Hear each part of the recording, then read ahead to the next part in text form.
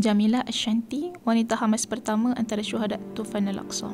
Kalau kita sebut sahaja nama-nama besar dalam Hamas, mesti ramai terbayang figura-figura seperti Syekh Ahmad Yassin, Dr. Abdul Aziz Rantisi, Saleh Syihadeh, Nizar Rayyan, Ismail Haniyah, Yahya Sinwar dan ramai lagi. Semua nama-nama ini adalah nama besar dan kebanyakannya telah syahid di tangan rejim Israel. Tapi tahukah anda, di antara semua pejuang ini ada juga seorang wanita. Syahidnya tokoh ini telah menjadi satu penanda aras bahawa perjuangan penentangan di Palestin, khususnya di Gaza hari ini, tidak hanya melibatkan kaum lelaki, bahkan kaum wanita turut memainkan peranannya dalam memastikan perjuangan pembebasan tanah air terus berlangsung. Tambahan lagi, wanita Palestin telah membuktikan bahawa peranan mereka dalam mengangkat agenda perjuangan di medan jihad tidak lagi sekadar sebagai pendukung di belakang tabir, tetapi sebagai pejuang yang turut mengambil posisi di barisan kepimpinan. Jamilah Abdullah Taha Ashanti merupakan pemimpin wanita tertinggi Hamas, juga dikenali sebagai Ummu Abdullah, yang dilahirkan pada tahun 1957 di kamp pelarian Jabalia, Utara Gaza. Pada tahun 1980, Jamilah Ashanti berjaya memperoleh ijazah sarjana muda dalam pendidikan bahasa Inggeris dari Universiti Ain Shams, Mesir, sebelum berpindah ke Arab Saudi untuk bekerja sebagai seorang guru selama 10 tahun. Ketika menuntut di Universiti Ain Shams, beliau telah menyertai Ikhwanul Muslimin pada tahun 1977.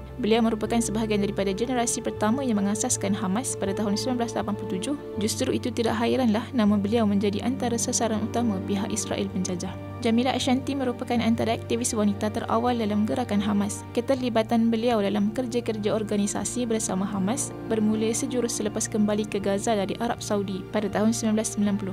Beliau juga pernah dilantik mengetuai Majlis Syura Wanita Hamas selama 2 penggal berturut-turut. Pada tahun 2006, beliau dipilih sebagai ahli Majlis Perundangan Palestin mewakili Parti Islah wa Taghyir, iaitu Reformasi dan Perubahan, yang berafiliasi dengan Hamas. Beliau turut mengetuai sayap wanita dalam gerakan Hamas selama bertahun-tahun dan pernah dilantik sebagai Menteri Hal Ehwal Wanita dalam kerajaan Hamas yang mentadbir Gaza pada tahun 2013. Kemudian, pada tahun 2021, beliau menjadi wanita pertama yang dilantik sebagai ahli Biro Politik Hamas melalui proses pilihan raya dan bukan pelantikan. Nama beliau mula menonjol pada 3 November 2006 dalam satu peristiwa apabila beliau mengetuai perarakan wanita yang telah berjaya memecahkan kepungan yang dikenakan oleh tentera Israel penjajah ke atas sebuah masjid di Beit Hanun, Utara Gaza, yang pada ketika itu menempatkan puluhan pejuang mujahidin Palestin. 3 hari kemudian, kediamannya telah diserang pesawat tempur rejim penjajah.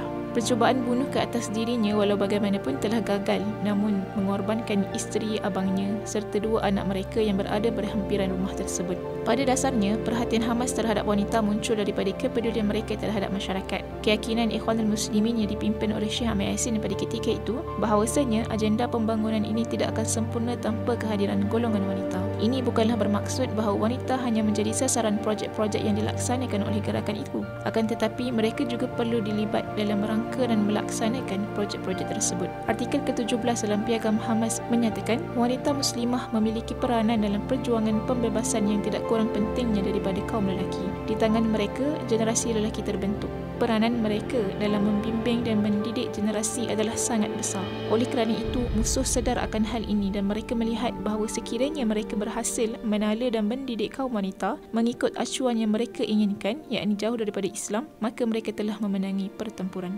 Akhirnya, pada minggu kedua operasi Tufan Al-Aqsa pada 18 Oktober 2023, Jamilah Ashanti telah syahid dalam serangan udara Israel ke atas kediamannya. Dengan gugurnya beliau menjadi anggota ketiga ahli Biro Politik Hamas yang syahid sejak operasi Tufan bermula, selepas Zakaria Abu Ma'mar dan Jawad Abu Shamala syahid.